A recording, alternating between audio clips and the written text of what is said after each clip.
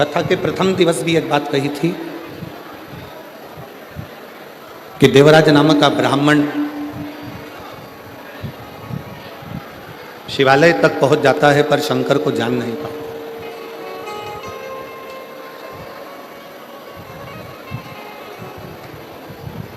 जैसे कोई संत, कोई साधु, कोई सन्यासी, कोई तपस्वी, कोई साधक, कोई उपासक अपने नज़दीक में रहते हैं और आप और हम उन संत को पहचान नहीं पाते। हम उन साधु को, हम उन तपस्वी को, हम उन साधक को, हम उन भक्त को जान नहीं पाते। जब वो संत, जब वो साधु, जब वो सन्यासी तपस्वी चले जाता है तब हमारे स्मरण में आता है कि हमने उस हीरे को पहचाना नहीं, हमने उसको जाना नहीं।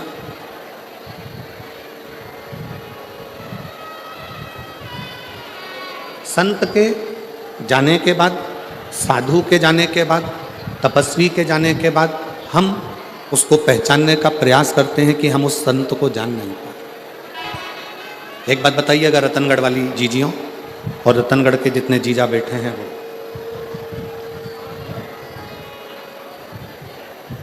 दीपक जल रहा है, दीप जल रहा है, उसको घी की जरूरत है। अब जलते हुए दीपक को घी की जरूरत पड़ती है। जलते हुए दीपक को घृत की जरूरत है, जलते हुए दीपक को घी की जरूरत पड़ रही है। और अगर वो दिया बुझ गया, वो दिया समाप्त हो गया, उसका प्रकाश चले गया, वो दीपक बुझ गया, फिर उसमें कितना भी घी डालो, कितना भी घृत उस दिए में डाला जाए, उसके लिए जरूरत पड़ेगी क्या? जम के बोलो जरा। अगर दीपक जल रहा है, दीप जल रहा है, दीपक प्रकाशित है तो उसमें घी की जरूरत पड़ती है और घी उसमें डाला जाता है। दीप बुझने के बाद, दीपक का प्रकाश जाने के बाद आप उसमें कितना भी घी डालिए, कितना भी घृत डालिए, उसकी कोई मूलता नहीं, उसकी कोई महत्वता नहीं। उसी तरह जब संत, साधु, गुरुजन, तपस्वी जन, साधक जन, उपासक जन हमारे करीब में रहते हैं तब हम उन्हें पहचान नहीं पाते, हम उन्हें जान नहीं पाते।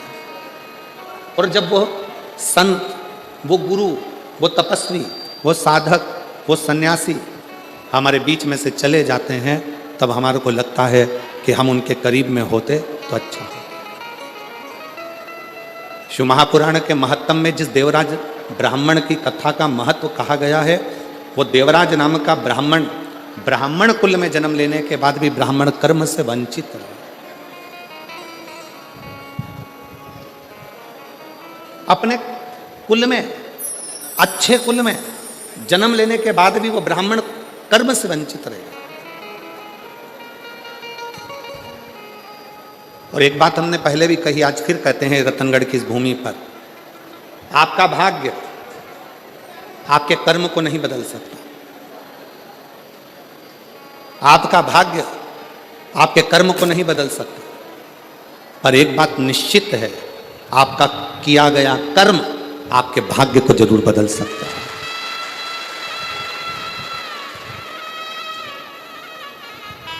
भाग्य कर्म नहीं बदलेगा।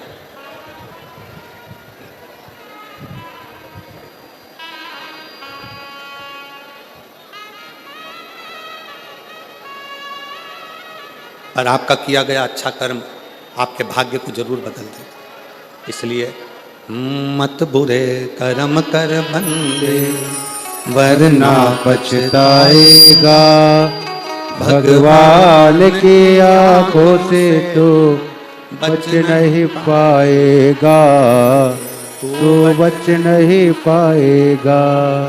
अरे ओ अज्ञानी मत करना दानी। अरे ओ अज्ञानी मत करना दानी। तेरे कर्म का फल भी तू ही पाएगा, जैसा किया तूने तेरे आगे आएगा। मत बुरे कर्म कर बंदे वरना पछताएगा। भगवान भगवान की आंखों से तू बच नहीं पाएगा, तू बच नहीं पाएगा। आपका भाग्य आपके कर्म को नहीं बदले,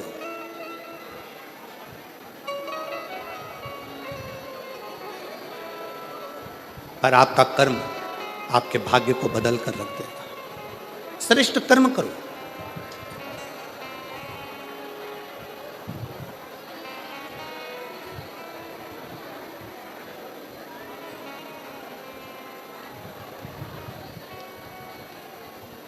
हम कहेंगे और हो सकता है कि लोगों को हमारी बात का बुरा लगे,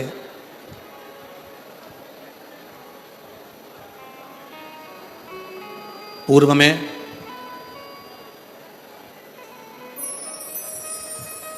सबसे ज्यादा कठोर घात सनातन धर्म को तोड़ने के लिए 3 चीज पर किया गया था। पहले नंबर पर रोटी, दूसरे नंबर पर बेटी और तीसरे नंबर पर चोटी। सनातन को तोड़ने के लिए इन 3 पर कठोर घात पूर्व में किया गया। पूर्व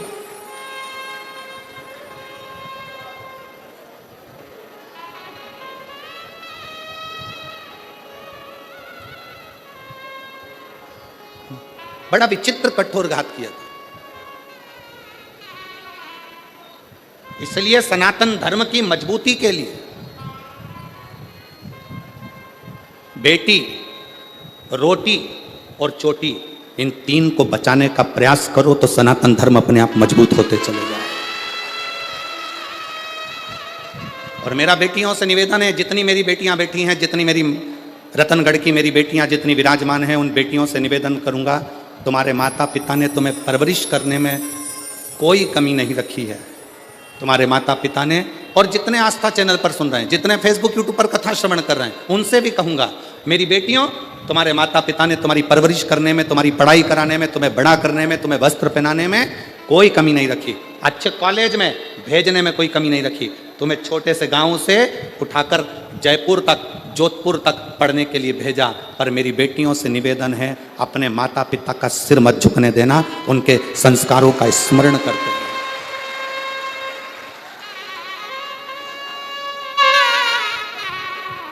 जब एक अच्छे कुल की बेटी किन्हीं विधर्मियों के पास जाती हैं, जब एक अच्छे कुल की बेटी किन्हीं विधर्मियों के पास पहुंच जाती हैं, जरा सा बॉडी शॉडी देखकर, जरा सा गाड़ी का डीजल पेट्रोल देखकर वो बहल जाती हैं, और आखिरी में उन बेटियों के टुकड़े जब फ्रिज में और अटैची में मिलते हैं तो दिल भी दहल जाता है कि ये बेटियों की दशा है। थोड़ा समझिए, सनातन धर्म की मजबूती का क्रम है बेटी, रोटी और चोटी। रोटी से मतलब है अपना खान पान, अपना भोजन।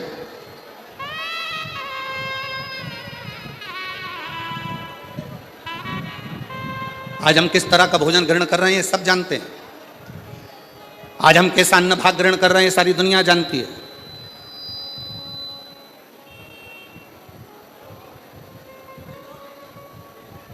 तीनों बच नहीं पाए।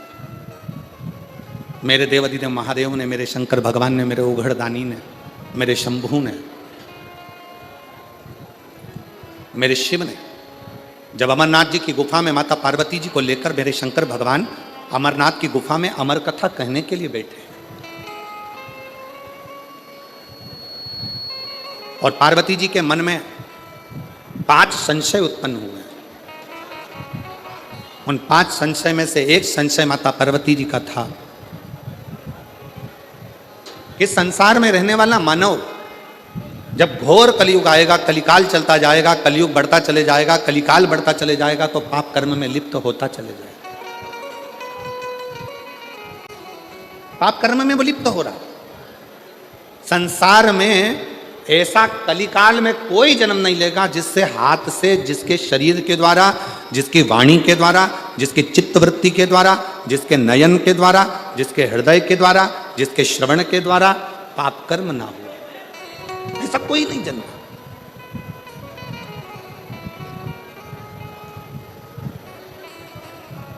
सब पाप में लिप्त मिले। पार्वती जी ने कहा भगवान शिव से, भगवान ओघड़दानी से, भगवान शंकर से, बाबा मेरे मन के 5 संशय हैं।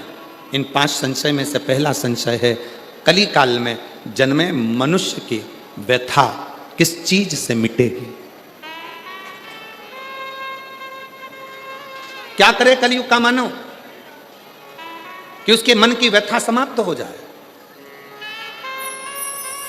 अभी कथा में कहा था, शारदा ने जब कथा कर रहे थे महाराष्ट्र में, तो आपको कहा था भगवान राम जी के जीवन में इतना दुख आया, इतना दुख आया, राम जी को एक से बढ़कर एक संत मिले, राम जी को एक से बढ़कर एक ज्योतिषी मिले, राम जी को एक से बढ़कर एक दूरदृष्टि से देखने वाले संत, साधु, तपस्वी, साधक सब मिले, पर राम जी ने किसी को अपना हाथ दिखाकर ये नहीं पूछा कि मेरा भाग्य क्यों गड़बड़ है। संतों ने कहा राम जी से, राम क्या बात है, क्या हो गया? राम जी ने एक भी संत से, एक भी ऋषि से, एक भी साधु से, एक भी सन्यासी से, एक भी तपस्वी से, एक भी साधक से, मेरे राम जी ने यह नहीं कहा कि मेरी हाथ देखकर बता दो, मेरा भाग्य देखकर बता दो, मेरे पिता के प्राण चले गए, मुझे अयोध्या छोड़ना पड़ी, मुझे अपनी माता पिता का त्याग करना पड़ा, मैं चलते चलते वन में आया तो मेरी पत्नी भी चली गई, इतना दुख कि मुझे 14 वर्ष तक ये दुख भोगना पड़ रहा है, मेरे दुख का कोई हल हो तो बताओ। राम जी ने एक भी संत से, एक भी साधु से, एक भी सन्यासी से, एक भी तपस्वी से, एक भी साधक से अपना हाथ दिखाकर अपना भाग्य नहीं पूछा। राम जी ने कहा जीवन में बहुत समस्या है, पर उसका एक हल निश्चित है, और वह हल कौन सा है? जो तुलसी बाबा ने भी अपनी रामचरितमानस में लिखा कि कलयुग केवल नाम आधारा। तुलसी बाबा ने भी अपनी रामचरितमानस में लिख दिया कि कलयुग में केवल एक नाम की आधारशिला है। राम जी ने पूछा कोई ऐसा कर्म बता दीजिए, कोई क्या बताए? हाथ में भाग्य देखकर राम जी ने ये नहीं पूछा कि मेरा दुख क्यों आ रहा है, तकलीफ क्यों आ रही, कष्ट क्यों आ रहा है, कितने साल तकलीफ रहेगी, कितने साल दुख रहेगा, ये कितने साल भोगना पड़ेगा, ये राम जी ने नहीं पूछा। राम जी ने तो जाते से प्रणाम कर कर ऋषियों ने पूछा राघव आपको क्या चाहिए? राम जी ने कहा मुझे शंकर की कथा का रसतत्व ग्रहण करा दो, क्योंकि मेरे जीवन की व्यथा को शिव कथा समाप्त कर सकती है। मेरे जीवन की व्यथा को केवल शिव कथा समाप्त कर सकती। और मेरी जीजियां, जितनी रतनगढ़ की मेरी बहनें बैठी हैं, जितने मेरे जीजा बैठे हैं, जितनी बेटियां बैठी हैं, जितने बेटा बैठे हैं, जितनी मेरी माताएं बैठी हैं, आपसे निवेदन करूंगा, कार्यकर्ता अपना काम करेंगे, चिल्लाएंगे भी, सीटी भी बजाएंगे, बोलेंगे भी, तुम्हारे पास में खड़े होकर बातचीत भी करेंगे। आपका एक काम है, सिर पे पल्लू लेके उसके पांव पड़ करके देना। मैं 2 घंटे 3 घंटे मुझे कथा सुन लेने दे, इसके लिए मैं तरस रही थी और इंतजार कर रही थी इस कथा के लिए। मुझे सुनना, केवल श्रवण करना। पास में बैठी तुम्हारी बहन, तुम्हारी सहेली भी अगर तुमसे बात करे तो उसको हाथ जोड़ करके देना। एक दिन कथा टीवी पर नहीं आई, एक दिन कथा रतनगढ़ में नहीं हुई तो बेचैनी बढ़ गई कि हम रतनगढ़ वालों का कौन सा पुण्य थोड़ा थोड़ा कम हो गया था, ऐसा क्या हो रहा था जो हम कथा से वंचित हो रहे। और ईमानदारी से बोलूं, रतनगढ़ वालों का पुण्य कम नहीं हुआ है, रतनगढ़ वालों की पूरी परीक्षा मेरे शंकर भगवान ने ली है और परीक्षा में पास हुए। पुण्य कम नहीं हुआ, रतनगढ़ वालों का पुण्य 4 गुना बढ़ा, उनकी बेचैनी 4 गुना बढ़ी, उनकी परीक्षा 4 गुना बढ़ी। और वो एक लाइन कहते हैं ना, तुझसे मिलने के लिए तेरी कसम, एक मुलाकात पूरी इंतजार करते रहे। अपने अपने छोराओं से कहा देखो जरा मोबाइल पे, देखो जरा कथा हो रही क्या, देखो जरा कथा हो रही है क्या, देखो जरा कथा हो रही है क्या, देखो जरा कथा हो रही है क्या। हम लाहौटी जी कहाँ बैठे हैं? लाहौटी जी आपको भी और पूर्व विधायक जी आपको भी धन्यवाद देते हैं, साधुता। लाहौटी जी अगर कोई दूसरा जजमान होता ना तो हार गया होता, पर आपके साथ में माननीय विधायक महोदय जी भी का एक एक बच्चा और एक एक बेटी तुम्हारे साथ कदम से कदम मिलाकर चल।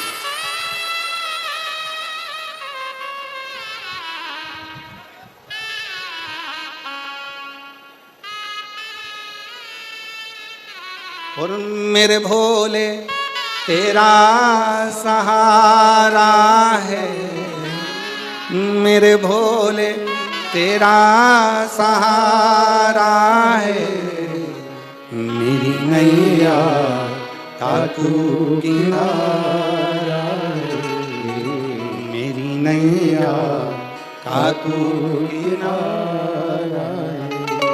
मेरे बाबा तुझे पुकारा है, मेरे बाबा तुझे पुकारा है, मेरी नैया का तू किनारा है, मेरी नैया का तू किनारा। राम जी ने कहा कि मुझे शिव की कथा सुना दो तो मेरी व्यथा समाप्त हो जाएगी। बस यही कथा शिव पुराण की कथी है। आपको जो 5 दिन मिले हैं इस कथा को इतने प्रेम से सुनना कि तुम्हारे जीवन का सारा दुख सारी व्यथा समाप्त हो जाए और शिव तुम्हारी झोली में खुशियां भर। बोल बम का नारा है, इतना धीरा बोलेगे तो कल्याण तुम्हारा। बोल बम का नारा है। श्री शिवाय। शिव तत्व को जानो, कथा व्यथा को मिटाती। एक पत्र है, देखिए, हम ज्यादा पढ़ नहीं पाए पत्रों को।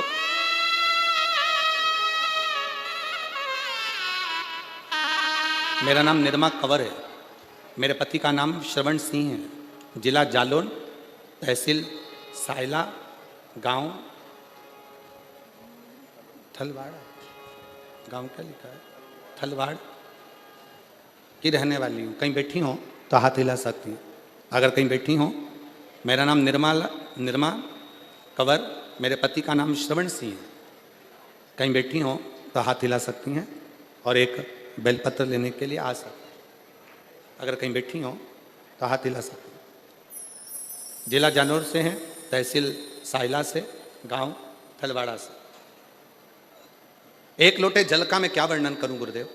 मेरे पति के शरीर में लीवर पर सूजन बताई तथा बाद में कैंसर का भाग भी बता दिया। कैंसर का भाग भी बताया। शरीर के कंधे में पानी भरा गया। हमने जगह जगह जांचें कराई, चेकअप कराया। आप कहते हो कि शंकर का एक रूप डॉक्टर होते हैं, हमने शिव को डॉक्टर मानकर उनकी दवाइयां लेना प्रारंभ करा। ऐसा कोई हॉस्पिटल नहीं जहां हम ना पहुंचे। सब दूर इलाज करवाया पर आराम नहीं मिल पाया। डॉक्टरों के हिसाब से कैंसर भी प्रबल, लीवर भी पूरा डैमेज, करें क्या। तब हमारे एक रिश्तेदार ने हमसे कहा, टीवी पर कथा आती है आस्था चैनल पर, वो महाराज 1 लोटा जल शंकर को चढ़ाने का बोलता है। तुम भी शिव जी के मंदिर में जाना प्रारंभ करो, 1 लोटा जल शिव जी को चढ़ाना प्रारंभ करो, उस जल को लाकर पति को पिलाना प्रारंभ करो, एक बेलपत्र खिलाना प्रारंभ करो। हम बाबा का क्या गुणगान करें। पशुपतिनाथ का व्रत करना प्रारंभ करा और शिवलिंग पर जल चढ़ाकर पति को देना प्रारंभ करा। डॉक्टरों ने तो हाथ ऊंचे कर दिए थे। आज बाबा की कृपा से जब हमने 1 महीने तक जल पिलाया, बेलपत्र खिलाई, शिवजी के मंदिर में झाड़ू लगाई, पोछा लगाया, उसके बाद पुनः दूसरी जांच कराई तो सारी की सारी रिपोर्ट नॉर्मल आ गई और मेरा पति पूर्ण तरह से स्वस्थ हो गया। अगर कहीं बैठे हो, मेरा नाम निर्मा कंवर है, मेरे पति का नाम श्रवण सिंह है। अगर कहीं बैठे हो तो एक बेलपत्र लेने के लिए आ सकते हैं। जिला जालोर, तहसील सायला, गांव थलवाड़ा की रहने वाली। एक लाइन लिखी है एलईडी पर, आप लोग एलईडी पे चल रही है, एलईडी पर पढ़ सकते हैं और आस्था चैनल पर पढ़ सकते हैं। अगर हम पूर्ण विश्वास के साथ बाबा को बुलाते हैं तो बाबा आता जरूर है और दुख मिटाता जरूर। एक विश्वास, एक भरोसा।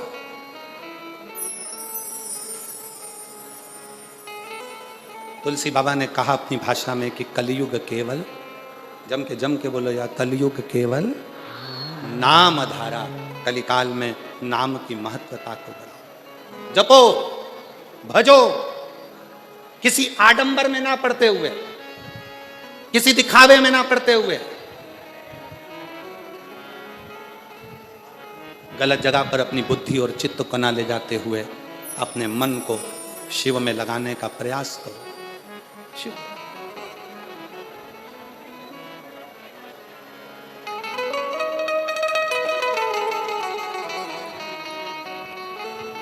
उसको भजो।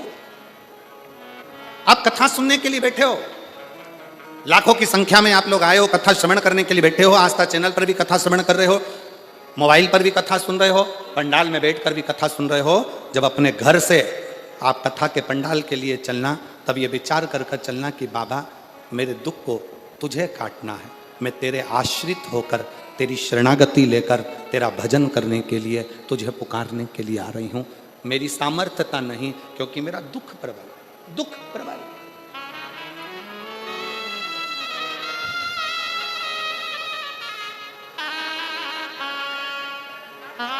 एक महिला बैठी है जिसकी 3 लड़कियां हैं, तीनों लड़कियां शाइनी हो गई, बड़ी हो गई। बड़ी होने के बाद भी बेटियों के मन में था कि हमारा भाई नहीं, तो बाबा की कृपा से पशुपति व्रत तीनों बेटियों ने करा, मां ने करा, गर्भ भी ठहर गया 17 साल के बाद। बेटी है।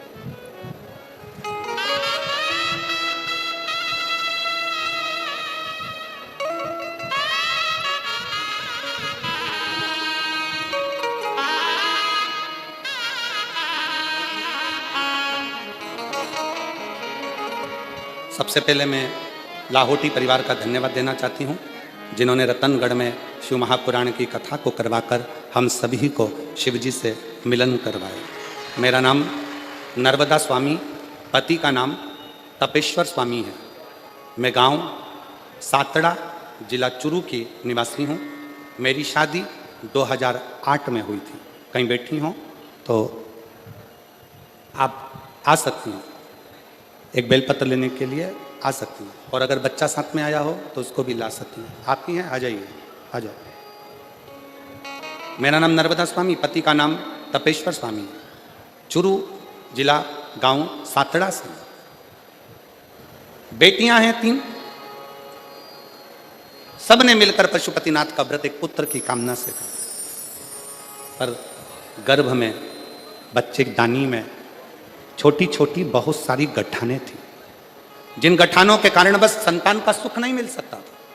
डॉक्टर ने कह दिया गर्भ अगर ठहरेगा तो ये गठानों के कारण तुम्हारा बच्चा पूर्ण नहीं होगा, इसको गिरा दीजिए। अब इतने साल के बाद बच्चा ठहरा है, फिर कैसे गिरा दे? गठान भी गर्भाशय में ढेर सारी। डॉक्टर ने कहा पहले इसका ऑपरेशन कराओ, फिर बच्चे को जन्म।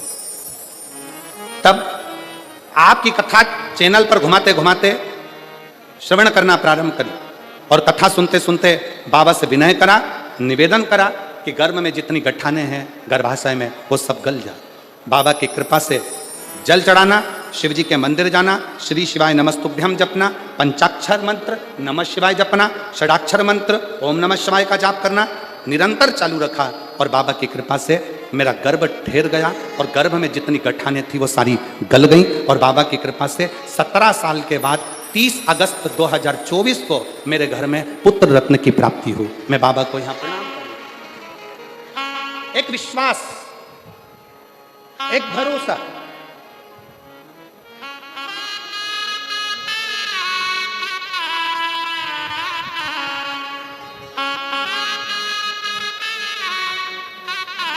आप जिस भाव से भगवान को भजते हो, बाबा उस भाव से प्राप्त होता है।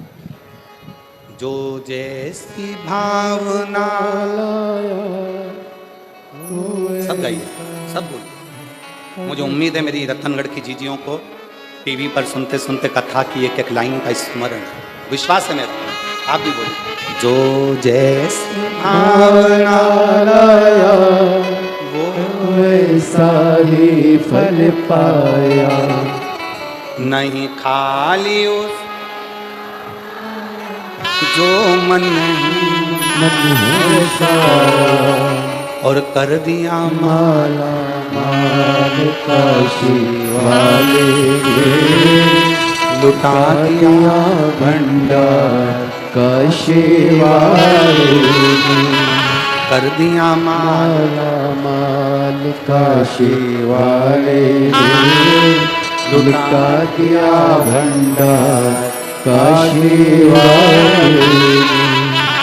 अपने भाग्य से कर्म नहीं बदल सकता, पर अपने कर्म से भाग्य जरूर बदल सकता। एक मेहनत, एक लगन, एक परिश्रम,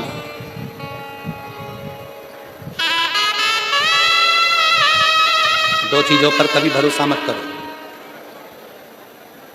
दो चीजों पर कभी भरोसा मत करो। पहले नंबर का घर में लगा हुआ पानी के टंकी का नल, और दूसरे नंबर पर कल।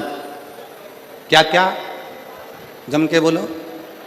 नल और कल। टंकी में कब पानी खत्म हो जाए और नल कब बंद हो जाए, साबुन लगा कि लगा रह जाए, भरोसा ही नहीं। और दूसरे नंबर पर है कल। कैसा आएगा, क्या होगा, किसको मालूम, किसको मालूम। शिव पुराण कर रही है, जब तक नल में पानी आ रहा है तब तक मुंह भी धो लो, जब तक नल चालू है तब तक पानी भी पी लो, और जो आज चल रहा है इसमें अलमस्त होकर जी लो, कल का कोई भरोसा नहीं। क्या भरोसा, क्या भरोसा?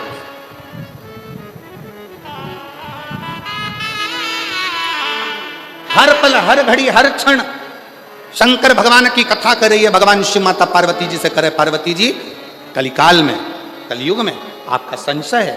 5 संशय में से पहला संशय तुम्हारा कि इस कलिकाल से हमें, इस कलयुग में हमारे संशयों की, हमारी समस्याओं की मुक्ति कैसे हो। तो कहा केवल कथा हमारे संशय को समाप्त कर देगी।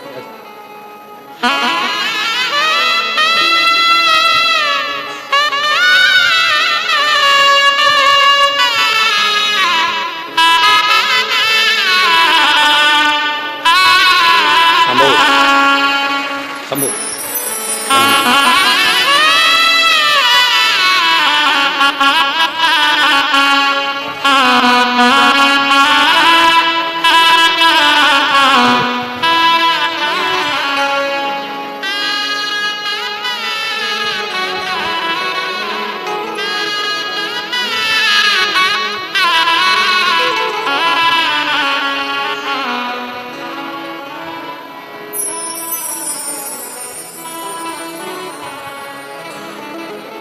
डॉक्टर ने कह दिया था कि गर्भ में गठाने ज़्यादा हैं, बच्चे को गिरा दो, पर शिव का चढ़ाया गया 1 लोटा जल सारी समस्या का शंकर की।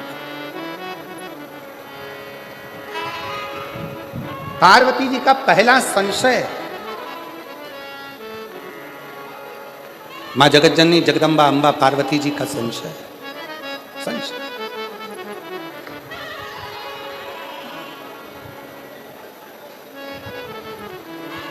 और मेरा संशय यह है कि कली काल में जन्म लेने वाले मनुष्य की जिंदगी में बहुत संघर्ष हो, बहुत संघर्ष। कलिकाल में जन्म लेने वाले मानव की जिंदगी में बहुत तकलीफ है, बहुत कष्ट हो। वो कैसे नहीं, वो कैसे समाप्त हो?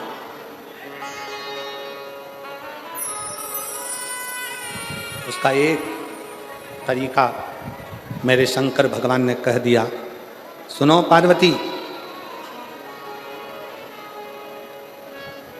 कलिकाल में जन्म लेने वाला मानव जब पूर्ण समर्पण के साथ मुझे भजेगा, पूर्ण समर्पण के साथ, कलियुग में जन्म लेने वाला मानव जब पूर्ण समर्पण के साथ, शिव जी को आधा समर्पण पसंद नहीं,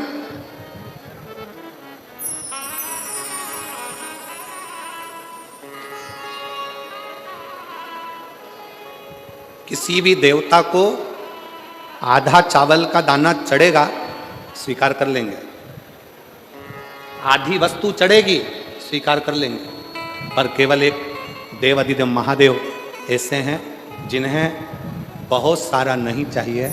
चावल का अगर एक दाना भी तुम चढ़ा रहे हो तो वो पूर्ण चाहिए, पूर्ण, उसमें अधूरा नहीं चाहिए। इसलिए पशुपतिनाथ का जो व्रत होता है, अगर माताएं पशुपतिनाथ का व्रत करती हैं तो पशुपतिनाथ के व्रत का एक नियम बड़ा प्रबल है कि आपने पशुपतिनाथ के व्रत के लिए जो प्रसाद बनाया है, खीर बनाई या सीरा बनाया, हलवा बनाया, या आपने मीठा भात बनाया, या आपने चूरमा बनाया, या आपने लड्डू बनाया, या जो भी सामग्री आपने प्रसाद में बनाई है, वो प्रसाद में जितनी सामग्री कढ़ैया में बनाई है वो कढ़ाई की पूरी सामग्री मंदिर जाती है। उसमें से ऐसा नहीं कि मैं आधी सामग्री मंदिर ले जाऊं, उसके 3 हिस्से कर दूंगी, भगवान को भोग लगा दूंगी और आधी सामग्री बच्चों के लिए छोड़कर चली जाऊं ना, भगवान उसको स्वीकार नहीं करते। शिव को पूर्ण चाहिए। आधा समर्पण मेरे शंकर को प्रियता नहीं है, पूर्ण समर्पण।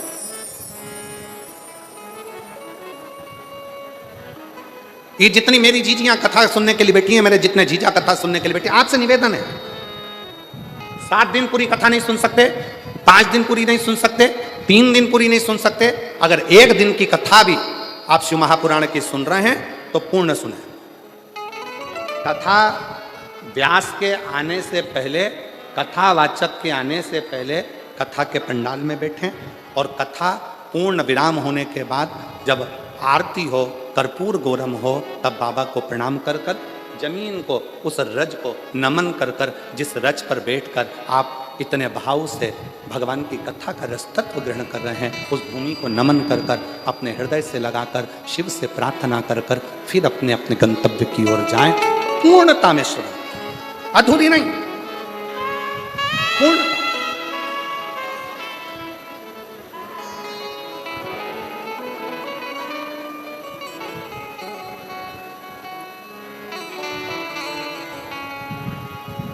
और जब हम पूर्णता में कथा का रस तत्व ग्रहण करेंगे तो शिव पूर्णता में देगा।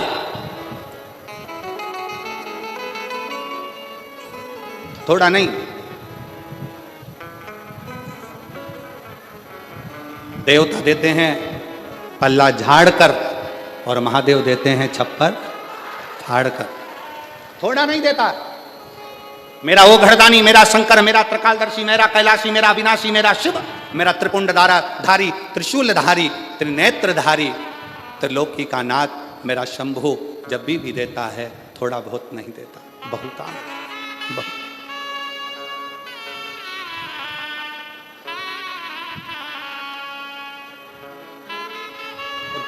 किस चीज से? शंकर भगवान को ना तुम्हारा पीतांबर चाहिए, शंकर भगवान को ना तुम्हारा रतन चाहिए, शंकर भगवान को ना तुम्हारा माणिक चाहिए, शंकर भगवान को ना तुम्हारी मोती चाहिए, शिव जी को ना तुम्हारा आभूषण, ना रतन, ना माणिक, ना मोती। शिव जी को तो केवल एक भाव, तुम्हारे भीतर का निर्मल मन सोमोही, तुम्हारे भीतर का शुद्ध भाव, शुद्ध।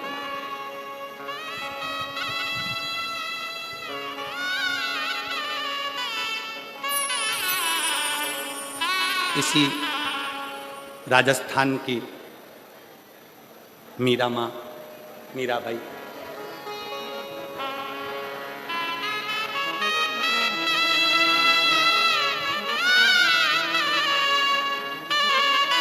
पूरे जगत के लोगों ने, पूरे गांव के लोगों ने, पूरे नगर के लोगों ने मीरा को बावरी कहा, मीरा भाई रे गाँव। पर समझाए कौन? ज्यादा धन मिलता है तो लोग पागल होते हैं, बहुत ज्यादा प्रेम होता है तो लोग पागल होते हैं, और जिसको स्वयं गिरधर गोपाल मिल गया हो तो वो पागल नहीं हो सकता क्या? जरा विचार करिए।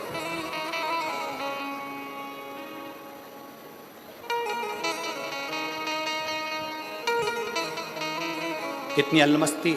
मीराबाई वृंदावन घूमने चली गई और वृंदावन में जाकर एक दरवाजे पर लिखा था, एक संत के द्वार पर। पहली बार मीराबाई ब्रज गई, वृंदावन गई, और ब्रज में मीराबाई ने प्रवेश करा और संत के दरवाजे पर लिखा था कि हमारे गुरु जी ने, हमारे संत ने आज तक किसी स्त्री का मुख नहीं देखा। दरवाजे पर बैनर लगा था, पोस्टर लगा था, लिखा हुआ था, हमारे संत ने, हमारे गुरु ने, हमारे महाराज ने आज तक किसी स्त्री का मुख नहीं देखा। मीराबाई उसको पढ़ ली, पढ़कर करताल वीणा उठाकर मीराबाई अंदर जाने लगी।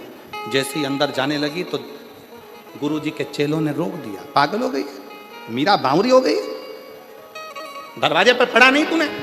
क्या लिखा है? मीराबाई ने कहा दरवाजे पर मैंने पढ़ लिया, लिखा है हमारे संत ने, हमारे गुरु ने आज तक जन्म से लेकर अभी तक किसी स्त्री का मुख नहीं देखा, तो फिर क्यों अंदर जा रही है? मीराबाई करताल बजाती बजाती बस कहने लगी कि मुझे गुरुजी से एक प्रश्न करना है, फिर वापिस आ जाऊंगी।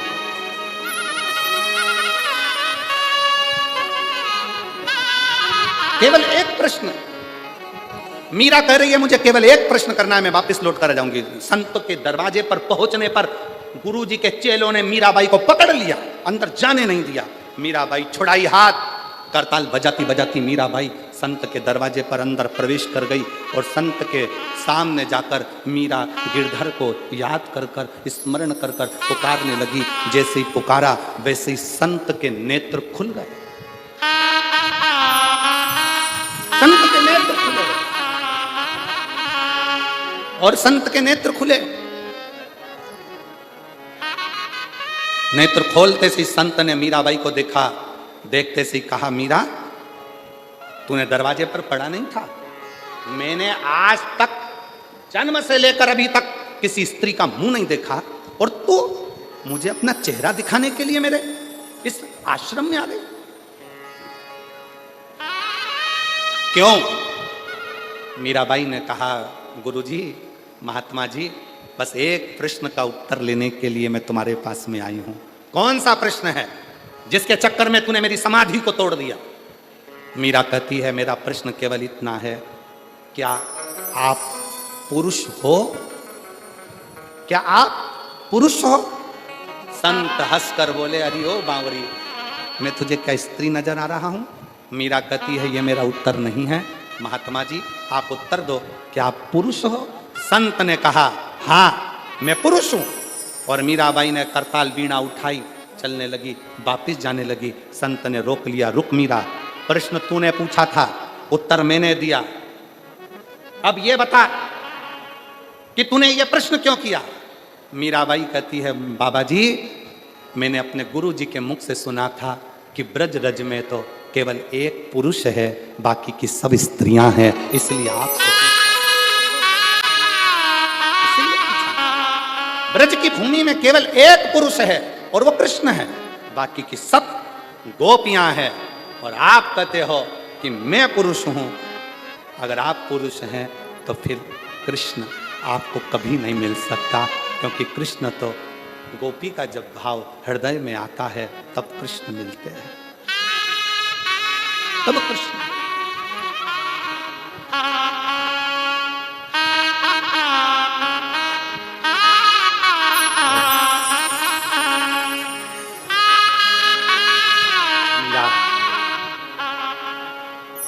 एक चरित्र भाव कहें,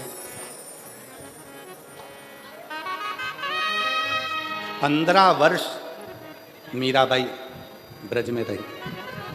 कितने वर्ष? जम के बोलो जरा, जम के। 15 वर्ष मीराबाई ब्रज में रही। 15 वर्ष पूरे ब्रज में घूम कर आना, पूरे ब्रज का दर्शन कर कर आना। और निधि वन के पास में मीराबाई की हवेली है। एक बार पूरा ब्रज घूम लेना और एक बार निधि वन के पास में दरवाजे पर लिखा है मीराबाई की हवेली। 15 साल मीराबाई उस हवेली में रहकर कृष्ण को पुकारती थी। मीरा की आंख से आंसू बहते थे और कृष्ण पास में बैठकर आंसुओं को पोंछते थे। वो भारत की भूमि पर केवल एक ही स्थान है, वो मीरा की हवेली है। और मेरा विश्वास कहता है रतनगढ़ के लोग वहां होकर आए होंगे, मेरा भरोसा करता। कौन कौन गए हो वहां? ब्रज में मीराबाई की हवेली में कभी पांव रख कर देखना, ब्रज में निधि वन के नजदीक में कभी मीराबाई की हवेली में जाकर देखना। मीराबाई की हवेली में जब आप जाओगे, सीढ़ी चढ़कर जब आप उसकी हवेली में, मीराबाई की हवेली में जब पहुंचोगे, आपको ऐसा लगेगा कि पास में से कोई गिरधर, कोई कृष्ण, कोई पुकारता हुआ आ रहा है और हमसे मिलकर जा रहा है, मिलकर।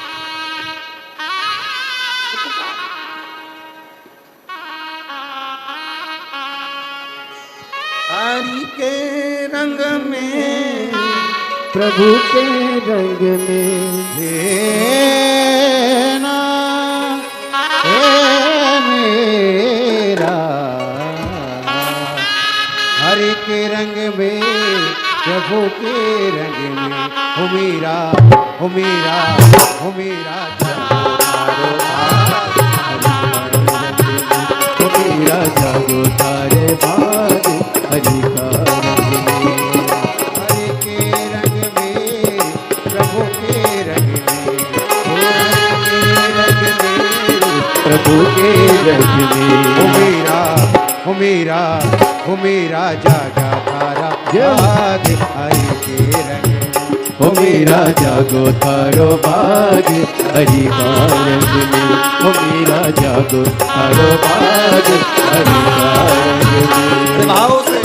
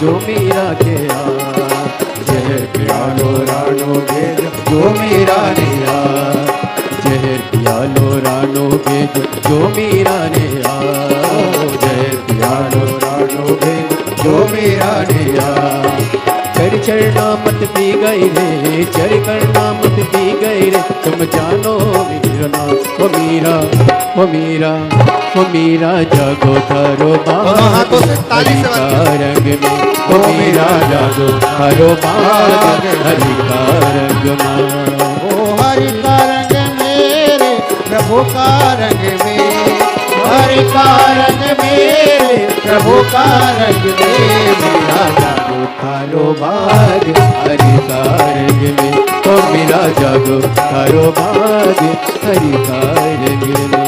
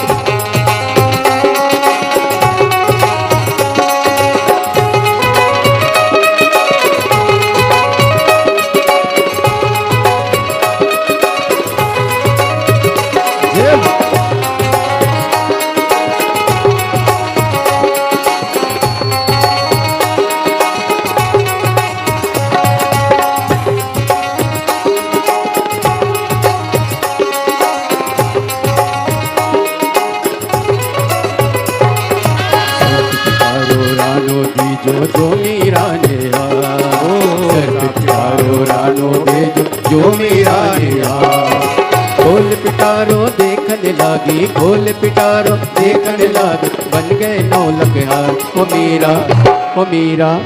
मीरा जागो तारो बाग हरि का रंग में। ओ मीरा जागो तारो बाग हरि का रंग में। हरि का रंग मेरे प्रभु का रंग में। ओ हरि का रंग में प्रभु का रंग में। ओ मेरा जरो तारो बाग हरि का रंग में।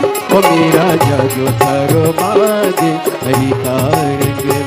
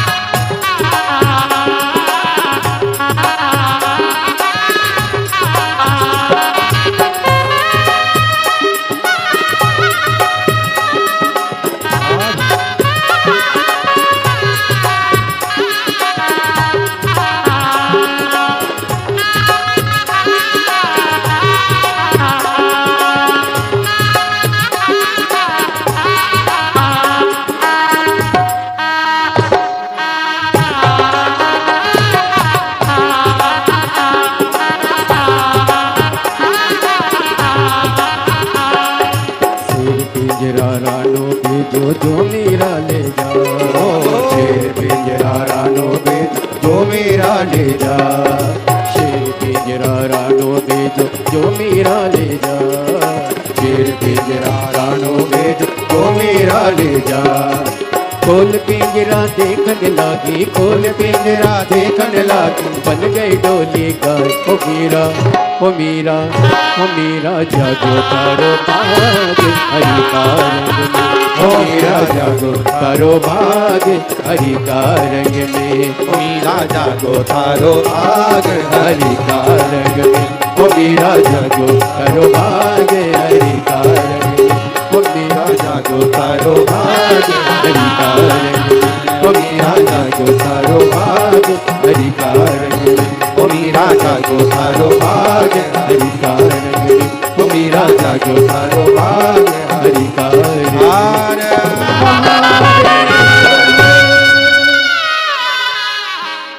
अपने स्थान पर बैठकर भगवान देवाधिदेव महादेव को बड़े भाव से प्रार्थना करेंगे, निवेदन करेंगे। जिस प्रार्थना को करने के लिए शिव भक्त शिव जी की कथा में शिव पुराण में पहुँचते हैं, वही प्रार्थना आप और हम बड़े प्रेम से सब लोग मिलकर बड़े आनंद के साथ करेंगे। हृदय से बाबा को विनय करें, निवेदन करें। जिसको आता है वो साथ में बोलेंगे। जब प्रार्थना करने के बाद 2 क्षण के लिए मौन हो, तब अपने मन का भाव शिव को अवश्य करें। सब साथ में बोलें।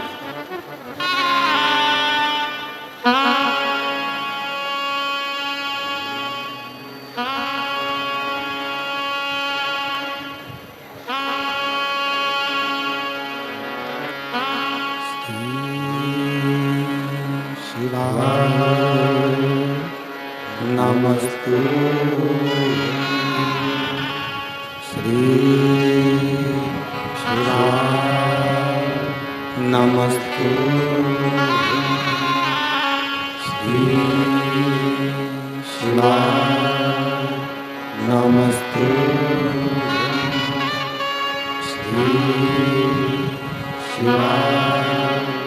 नमस्तु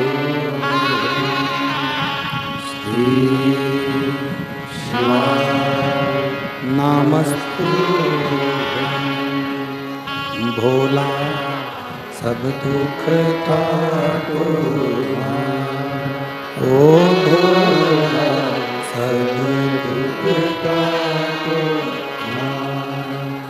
शिव शंकर जपो तेरी माला भोले बाबा जपो तेरी माला भोला सब दुख काटो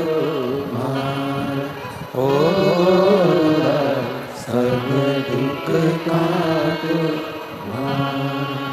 वेश है मंगलकारी वेश है मंगलकारी शमशान वासी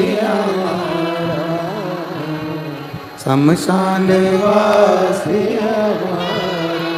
ओ भोला सब दुख काटो ओ भोला सब दुख काटो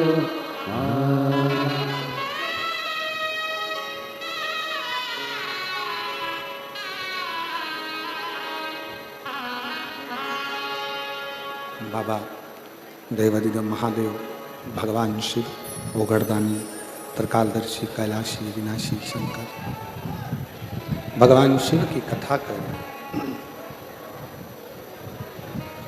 शिव पुराण वर्णन कर रही है।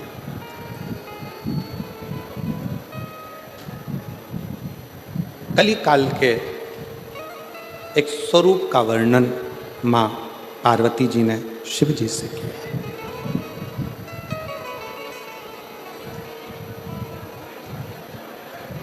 इस कलयुग की व्यथा कैसे समाप्त? कलिकाल में जन्म लेने वाला मानव अनेक अनेक समस्याओं से घिरा रहेगा। शिव कहते हैं पार्वती जब वो कथा में डूबेगा, कथा को अपने भीतर उतारेगा, तब वो सब समस्याओं से दूर हटता चलेगा। दूर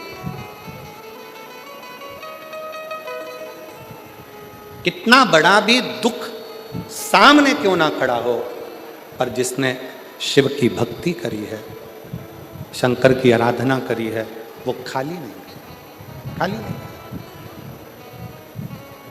और तेरे दरबार की बाबा निराली शान देखी है, तेरे दरबार की बाबा निराली शान देखी है।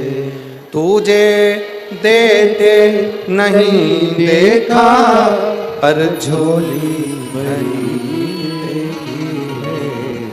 तुझे देते नहीं देखा, पर झोली भरी देखी है। मुख दुनिया मोड़े बाबा तू मुखड़ा मोड़, मुख दुनिया मोड़ेगी बाबा तू मुखड़ा मोड़। शिव कह रहे हैं शिव पथ से जो भटक गया फिर वो अग्रण्य नहीं होता है। शिव पथ से भटकना नहीं है।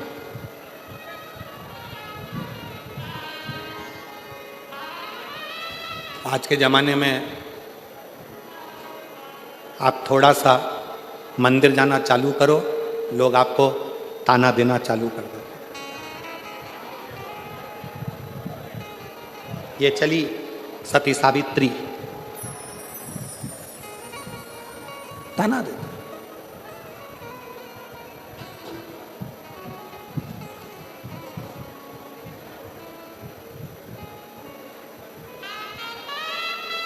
कल एक माता जी ने, कल नहीं परसों के दिन जब हम डीडवाना में एक दिन के लिए परम पूज्य स्वामी जी श्री 1008 श्री विष्णु प्रपन्नाचार्य जी महाराज जी स्वामी जी ने शीतलकुंड बालाजी का दर्शन करने के लिए निमंत्रण दिया, वहाँ पहुँचे। एक माता जी ने एक बहुत अच्छा प्रश्न किया, बहुत अच्छा प्रश्न कि गुरुजी मेरे पति को गए हुए 6 साल हो गए, क्या मैं शिव जी के मंदिर में जाकर शंकर को जल चढ़ाऊं तो कोई बुरी बात है, कोई गलत है? शिव महापुराण में अगर आप लोग कभी स्कंद पुराण का काशी खंड का अध्ययन करें और शिव महापुराण को अगर दिल से गीता प्रेस गोरखपुर की शिव पुराण को घर लेकर आओ, उसको पढ़ो, अध्ययन करो। आप सब तो भाई श्री की भूमि से हो।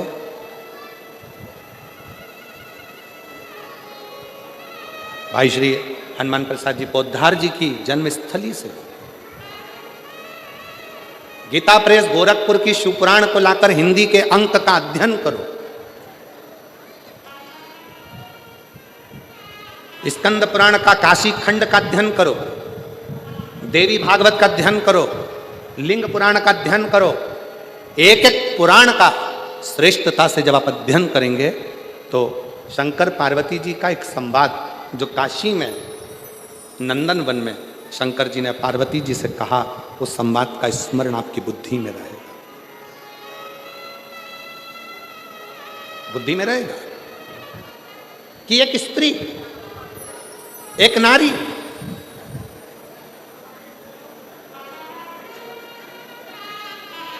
उसका पति अगर चले गया है और पुत्र यदि जीवित है तो वो नारी यज्ञ, तप, अनुष्ठान, दान, पुण्य, व्रत, भजन, कीर्तन, अर्चना, आराधना सब करेगी और उसका पुण्य पूरे परिवार को, कुटुंब को प्राप्त होता है।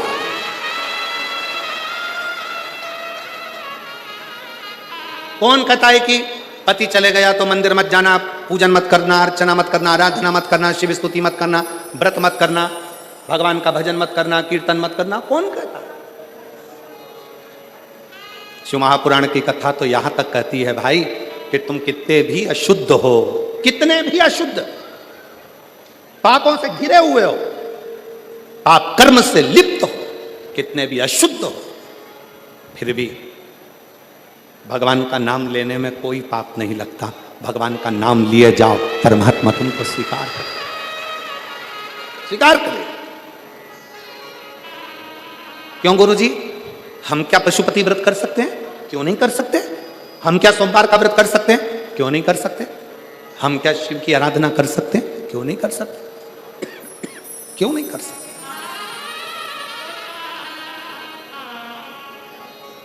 सुनो, आराधना, अर्चना, स्मरण, शिव की भक्ति कभी खाली ना जाए, कभी।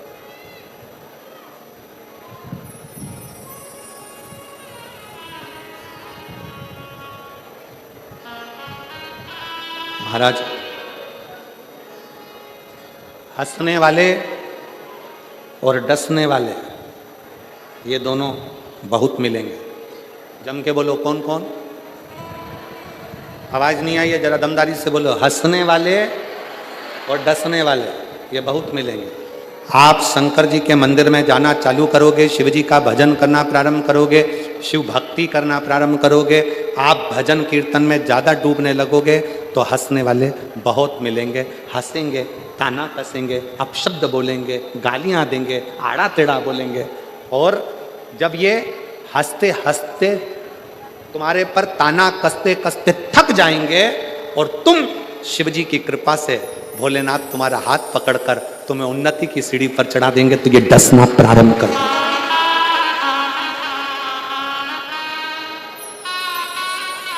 फिर ये डसना प्रारंभ करेंगे। कैसे चोट पहुंचाई जाए, कैसे तकलीफ दी जाए, कैसे कष्ट दिया जाए, फिर ये धीरे धीरे डसना प्रारंभ। एक पत्र है, देखिए,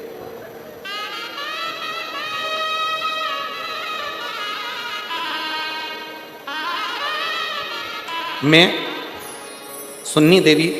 मुन्नी देवी प्रजापत, पति का नाम राजकुमार प्रजापत, मेरा मोबाइल नंबर ये है।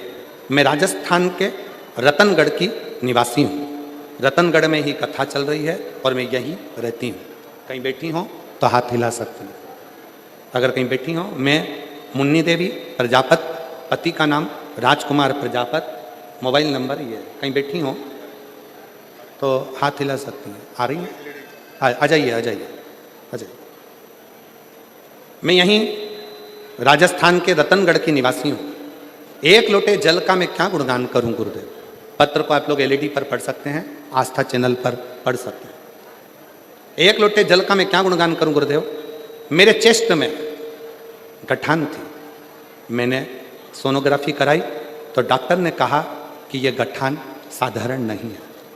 और एक चेस्ट में गठान नहीं है, तुम्हारे दोनों चेस्ट में गठान है।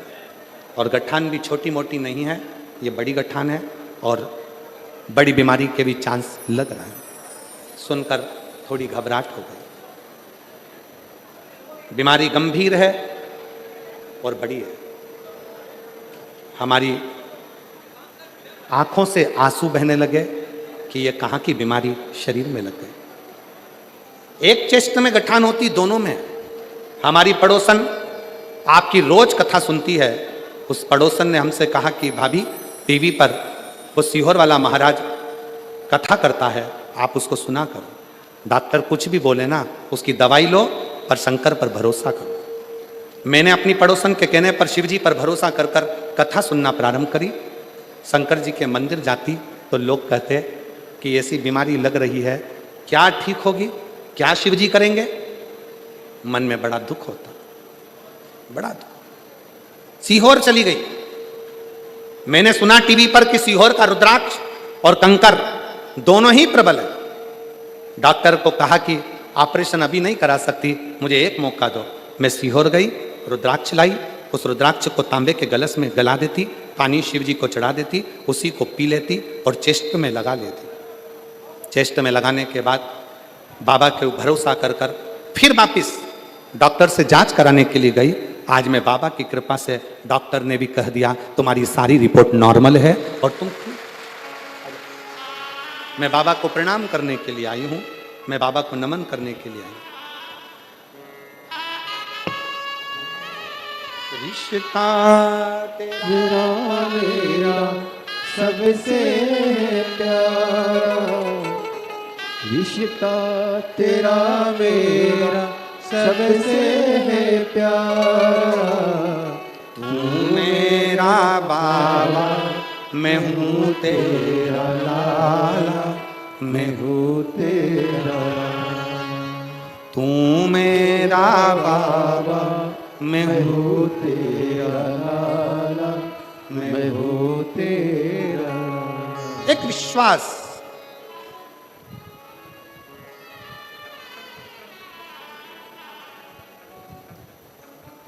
दो मिलेंगे आपको, एक हंसने वाले, दूसरे हंसने। आग लगे बस्ती में, जरा जम के बोलो, अपन रहो मस्ती। क्या किसको रोइए, चादर तान के सोइए।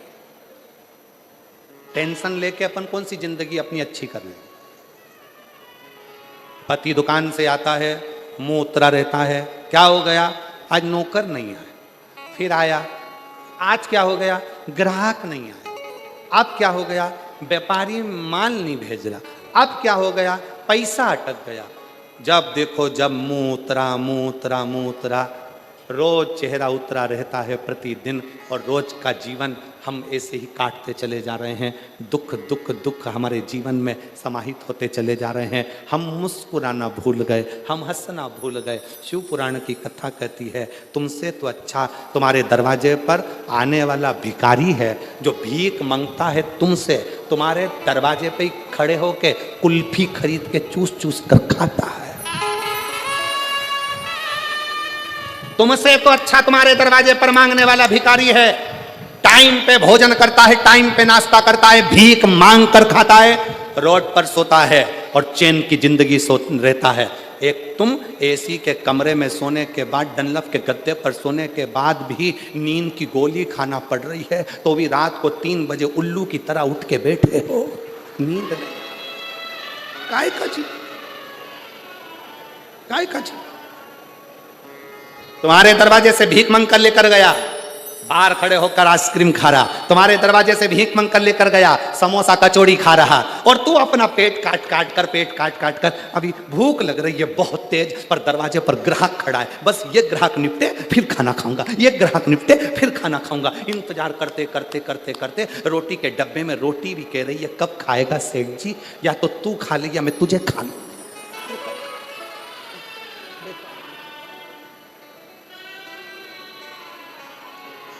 निकलता गया समय, निकलता गया। अभी आज कथा का 3रा दिवस हो जाएगा, 4 दिन कथा पूर्ण हो जाएगी।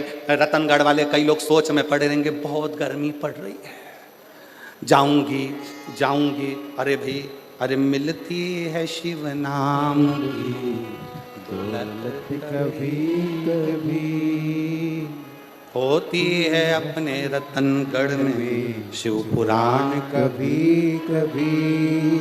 ना जाने कौन से भाग्य खुले, क्या करुणा हुई, क्या कृपा हुई, जो शिव ने ये कथा रतनगढ़ की पवित्र भूमि पर दी है। ये आपके भाग्य की कृपा।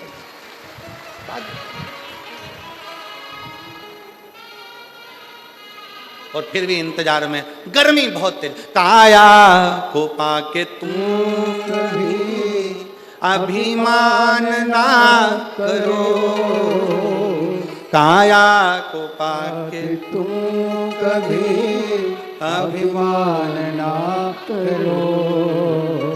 अरे माटी में मिल जाती है ये काया कभी कभी। समाप्त, शरीर बेकार हो गया।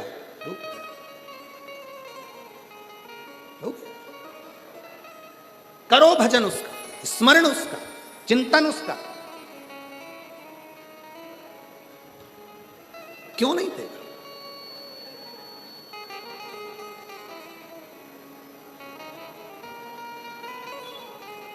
हंसेंगे लोग, ताना देंगे लोग, मंदिर जाती है, बाबा सुन नहीं रहा, झोली भर नहीं रहा, सुनता नहीं है, ताने देंगे लोग, अपशब्द कहेंगे लोग, आड़ा टेढ़ा बोलेंगे लोग, बाबा सुन नहीं रहा, सुन नहीं। पर घबराना नहीं। एक पत्र है, देखिए,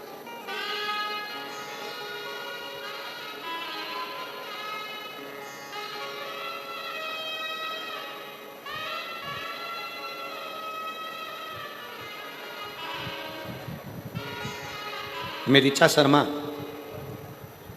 सुनील शर्मा और बाबा भोलेनाथ की ये सुंदर अलौकिक दिव्य कथा आप सभी को ज्ञात है किस प्रकार से आज कथा के 3रे दिवस पे हम सभी प्रवेश कर अपने जीवन को कृतार्थ करेंगे, आनंद में करेंगे। और कुबेरेश्वर धाम की पावन धरा पर निरंतर सुचारू रूप से जो सेवा का कार्य होता है, मेरे महादेव की कृपा बरसती है, इससे कोई भी भक्त वंचित नहीं होता।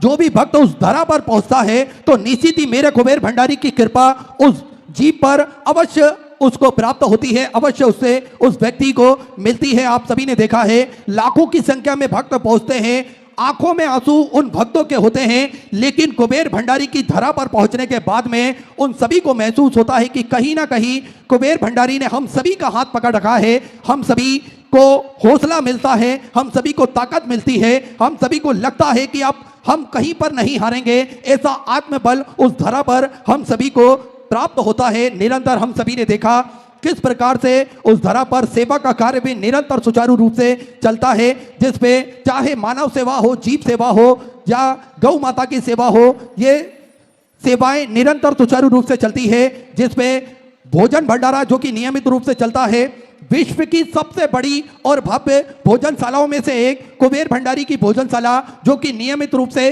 सुचारू रूप से चलती है, जिसपे लाखों सैकड़ों हजारों भक्त प्रतिदिन भोजन भंडारे का आनंद लेकर अपने जीवन को कृतार्थ में करते हैं, आनंद में करते हैं। आप भी इस भव्य भोजनशाला की सदस्यता ग्रहण कर सकते हैं। मात्र 21,000 रुपए की स्वराशि देकर आप भी जीवन पर्यंत तक इसके सदस्य बन सकते हैं। होता यह है कि साल में एक दिन, 365 दिन में से एक दिन आपके नाम से भी भोजन भंडारा कराया जाएगा। और यही क्रम बदल बदल के सुचारू रूप से चलता है, जिसपे लाखों सैकड़ों हजारों भक्त भोजन भंडारे का आनंद लेकर अपने जीवन को कृतार्थ करते हैं, आनंद में करते हैं। और आप सभी को ज्ञात है, पूज्य गुरुदेव के सानिध्य में विगत कई वर्षों से प्राथमिक उपचार केंद्र सुचारू रूप से चलता है। स्वास्थ्य संबंधित सेवाओं में पूज्य गुरुदेव हमेशा बढ़ चढ़कर कार्य करते हैं। सभी स्वस्थ रहें, मस्त रहें, आनंद में रहें और सभी की काया निरोगी रहे, इसलिए पूज्य गुरुदेव हम सभी को हमेशा बताते हैं, हम सभी को हमेशा समझाते हैं और निरंतर प्रयास करते हैं कि सभी स्वस्थ रहें। इसी क्रम को जोड़ते हुए प्राथमिक उपचार केंद्र, जो कि कई वर्षों से विगत सेवा में सुचारू रूप से चलता है, जिसमें दवाई गोली भी निःशुल्क रूप से वितरण की जाती है, जिसका किसी भी प्रकार का कोई शुल्क नहीं लिया जाता है। साथ में आप सभी को है किस प्रकार से समय समय अनुसार स्वास्थ्य शिविर पूज्य गुरुदेव के सानिध्य में निःशुल्क रूप से लगाए जाते हैं, ताकि के सभी भक्तों को अपने स्वास्थ्य संबंधी जानकारी बड़े ही आराम से प्राप्त हो सके। साथ में आप सभी को ज्ञात है, 2 एम्बुलेंस भक्तों की सुविधा के लिए 24 घंटे उपलब्ध रहती है। और आप सभी को निरंतर ज्ञात है कि एक सर्व सुविधा युक्त हॉस्पिटल का निर्माण कार्य और सुचारू रूप से चल रहा है, ताकि के भक्तों को कहीं और भेजने की आवश्यकता नहीं रहेगी, कहीं उन्हें रिफर नहीं करना पड़ेगा। इसलिए एक सर्व सुविधा युक्त हॉस्पिटल का निर्माण कार्य सुचारू रूप से चल रहा है, जिसपे आप सभी को ज्ञात है किस प्रकार से ये सारी सेवाएं चलती है। जो 251 कमरों की भव्य विशाल धर्मशाला बनने जा रही है, उसका निर्माण कार्य बढ़ाते हुए पूज्य गुरुदेव के आदेश अनुसार 100 कमरों का और इजाफा करते हुए 351 कमरों की ये भव्य विशाल धर्मशाला बनेगी, जिसके अंतर्गत लगभग 15 से 16 बड़े बड़े हॉल भी बनाए जाएंगे, ताकि के भक्त वहां पर रुककर भगवान का भजन कीर्तन स्मरण कर कर अपने जीवन को कृतार्थ में कर सके, आनंद में कर सके। साथ में आप सभी को ज्ञात है कि पूज्य गुरुदेव ने एक संकल्प और लिया है उस धर्मशाला से जुड़ा हुआ, कि प्रतिदिन निःशुल्क रूप से कन्या विवाह उस धरा पर करे जाएंगे। आपको कोई सम्मेलन में रुकने की आवश्यकता नहीं या किसी विशेष मुहूर्त के लिए रुकने की आवश्यकता नहीं। जब आपकी तारीख शादी की फिक्स हो, जब आपका मुहूर्त फिक्स हो, आप कुबेर भंडारी की धरा पर पहुंचकर अपनी तारीख वहां पर लिखवा दें, तो संपूर्ण व्यवस्था पूज्य गुरुदेव के सानिध्य में रहेगी। उनके रुकने की, भोजन की व्यवस्था पूज्य गुरुदेव के सानिध्य में रहेगी। उनके कन्यादान की व्यवस्था पूज्य गुरुदेव करेंगे। उनके जो दहेज की व्यवस्था है वो पूज्य गुरुदेव द्वारा वहां पर निःशुल्क रूप से करी जाएगी। साथ में गौ माता की सेवा निरंतर सुचारू रूप से चलती है। एक और भव्य गौशाला का निर्माण कार्य और चालू कर दिया गया है। गोवंश बढ़ता है तो उनको रखने के लिए और पर्याप्त और सुंदर व्यवस्था हो सके, इसलिए एक और भव्य गौशाला का निर्माण कार्य और सुचारू रूप से चल रहा है। साथ में आप सभी को ज्ञात है कि पूज्य गुरुदेव ने एक संकल्प लिया है कि सभी सनातन धर्म को मानने वाले लोगों के गले में रुद्राक्ष हो, सभी सनातन धर्म के मानने वाले लोगों के घर के मंदिर में रुद्राक्ष हो, और इस रुद्राक्ष का महत्व वो स्वतः ही जान सके, स्वतः ही पहचान सके। किस प्रकार से रुद्राक्ष का जल पीकर लोगों के कई बिगड़े काम बन जाते हैं, किस प्रकार से रुद्राक्ष का जल पीकर लोगों की लंबी बीमारियों में आराम लगता है। तो ये रुद्राक्ष के महत्व को आप स्वतः ही जान सके, समझ सके, इसलिए प्रतिदिन सुबह 10 बजे से शाम 5 बजे तक रुद्राक्ष वितरण किए जाते हैं, पूर्णतः निःशुल्क रूप से, जिसका कोई शुल्क नहीं लिया जाता है। साथ में आप सभी को एक बात की और सूचना हमेशा प्राप्त होती है कि रुद्राक्ष ना ही कुरियर किए जाते हैं और ना ही किसी के द्वारा भेजे जाते हैं। रुद्राक्ष आपको स्वतः कुबेर भंडारी की पावन धरा पर पहुंचकर ही लेना पड़ेगा, सुबह 10 बजे से शाम 5 बजे तक, और रुद्राक्ष का कोई शुल्क नहीं होता। इस बात का ध्यान हम सभी को रखना है। तो ऐसे सेवा के प्रकल्प जो कि पूज्य गुरुदेव के सानिध्य में निरंतर सुचारू रूप से चलते हैं, आप भी इन प्रकल्पों से जुड़ सकते हैं, कंधे से कंधा मिलाकर चल सकते हैं, कदम से कदम मिलाकर चल सकते हैं, और अपना महत्वपूर्ण योगदान आप इन प्रकल्पों में प्रदान कर सकते हैं। आइए, जिन दानदाताओं ने, जिन भामा साहू ने मंदिर, गौशाला, वृद्धाश्रम, अन्य क्षेत्र बाबा कुबेरेश्वर धाम हेतु अपनी स्वर्ग राशि प्रदान करी, उन सभी पावनसारी पुण्यसारी दानदाताओं के नाम सत्यनारायण उमाबाई की अग्रवाल, रायपुर छत्तीसगढ़ से सुधा 1100 रुपए की स्वर्ग राशि आपने समर्पित की। नीलेश जी ठाकरे की तरफ से जलगांव महाराष्ट्र से सुधा 500 रुपए की स्वर्ग राशि आपने समर्पित की। गुप्तदान में सुधा 21 रुपए, बेभाव रूपचंद्र जी महेश्वरी की तरफ से सुधा 500 रुपए स्वर्गीय सुरेश चंद जी बनिया की इस पति में बुल्ढाना महाराष्ट्र से सुधा 1000 रुपए की स्वर्ग से आप समझ की रवि जी परिहार की तरफ से दिल्ली से सुधा 1100 रुपए, शांति देवी जी की तरफ से जोधपुर राजस्थान से सुधा 500 रुपए, ऋतु प्रकाश जी भट्ट की तरफ से सुधा 500 रुपए, सुभाष कुमार जी कटेरिया की तरफ से हरदोई उत्तर प्रदेश से 500 रुपए, सुनील जी तोमर की तरफ से बुलंदशहर उत्तर प्रदेश से सुधा 500 रुपए, मयंक तनवी जी की तरफ से पंजाब से सुधा 1100 रुपए, रुद्र प्रताप सिंह जी की तरफ से सुधा 1100 रुपए, गुप्ता दिल्ली से सुधा 2100 रुपए, उर्मिला जी शर्मा की तरफ से मेरठ उत्तर प्रदेश से 500 रुपए, सुषमा कौशिक जी की तरफ से सुधा 21000 रुपए की स्वर्ग से देकर आजीवन मुझे बड़ा रिक्शा ग्रहण करी सुनील अक्षर में अपना नामांकित करा। बहुत बहुत बधाई सुधा विचार आपके सदस्य स्वर्ग से आपने समृद्ध की। अभिषेक कुमार जी श्रीवास्तव की तरफ से सुधा 500 रुपए, अक्षय जी चौधरी की तरफ से उत्तराखंड से सुधा 500 रुपए, धर्मावती देवी जी की तरफ से दिल्ली से सुधा 3000 रुपए की स्वर्ग से आप समझ की। राजवीर जी भाटी की तरफ से नोएडा उत्तर प्रदेश से 1100 रुपए, पंकज जी तेजेश्वर की तरफ से सुधा 500 रुपए, गोपाल जी शर्मा की तरफ से राजस्थान से सुधा 1000 रुपए, गुप्ता में सुधा 1100 रुपए, विजय श्री राम जी राठी की तरफ से नासिक मराठे से सुधा 2100 रुपए की स्वर्ग से आपसे समृद्ध की। अतुल रामविलास जी महेश्वरी की तरफ से सुधा 1100 रुपए, अजीत सिंह जी की तरफ से फरीदाबाद हरियाणा सुधा 500 रुपए की स्वर्ग से आप समझ की। नंदलाल जी जयसवाल की तरफ से सुधा 500 रुपए, नक्शे बेन जयेश भाई पटेल की तरफ से गुजरात से सुधा 500 रुपए, राजेंद्र जी प्रसाद की तरफ से दिल्ली से सुधा 500 रुपए, राजेश जी विश्वकर्मा धनबाद झारखंड से सुधा 500 रुपए की स्वर्ग से आपने समृद्ध की। हनुमान सिंह जी की तरफ से नगौर राजस्थान से सुधर 1100 रुपए की स्वर्ग से आपने समृद्ध की। कल्पेश जी संभवी जी पाटिल की तरफ से सुधा गुजरात से सुधा 5000 रुपए की स्वर्ग से आपने बाबा कुमरेश्वर धाम में समृद्ध की। बहुत बहुत बधाई सुधा विचार आपके सदस्य स्वर्ग से आपने समृद्ध की। तानवी योगेश जी की तरफ से अहमदाबाद गुजरात से 1000 रुपए, विक्रम रामदास जी चौहान की तरफ से मराठे से सुधा 500 रुपए, शिव सिंह जी राजपूत की तरफ से गंगापुर से सुधा 1000 रुपए की स्वर्ग से आपने समृद्ध की। नीलम जी शर्मा की तरफ से हिमाचल प्रदेश से 500 रुपए, मयंक जी चौरासी की तरफ से शिवपुरी मध्य प्रदेश से 10,000 रुपए की स्वर्ग से आपने बाबा कुमरेश्वर धाम में समृद्ध की। बहुत बहुत बधाई सुधा विचार आपके सदस्य के हिसाब से समृद्ध की। अतुल जी तिवारी मैनपुरी उत्तर प्रदेश से 1100 रुपए, ओम सिंह जी गहलोत की तरफ से अजमेर राजस्थान से सुधा 500 रुपए, ममता जी गौर की तरफ से अहमदाबाद गुजरात से सुधा 1000 रुपए की स्वर्ग से आपने समझ की। सभी दानदाताओं को मैं हृदय की आनंद गहराई से नमन करता हूं, दंडवत करता हूं, प्रणाम करता हूं। सुधा स्वर्ग से आपने समझ की। जो भक्त अपनी स्वर्ग मंदिर, गौशाला, वृद्धाश्रम, अन्य क्षेत्र बाबा कुमरेश्वर धाम में समर्पित करना चाहते हैं, वे टीवी स्क्रीन पर श्री विठलेश सेवा समिति के 2 account number axis bank account, central bank of India का चल रहा है। दोनों में से किसी भी अकाउंट में अपनी स्वर्ग जमा कर अपना नाम व्हाट्सएप पर भेज सकते हैं। आइए सीधे व्यासपीठ की शरण में चलते हैं। पूज्य गुरुदेव के सानिध्य में हम सभी आज तीसरे दिवस की कथा श्रवण करेंगे। जय जय श्री राधे, हर हर महादेव, श्री शिवाय नमस्तुभ्यं।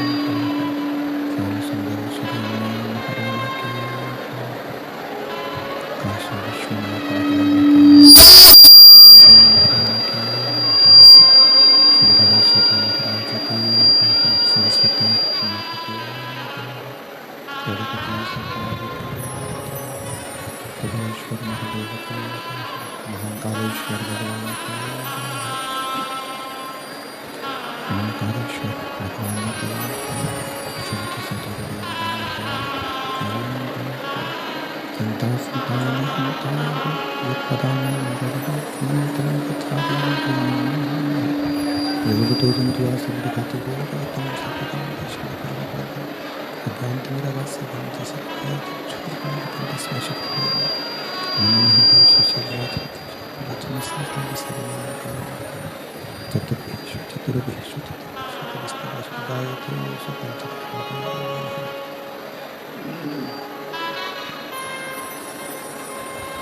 विश्वनाथ भगवान की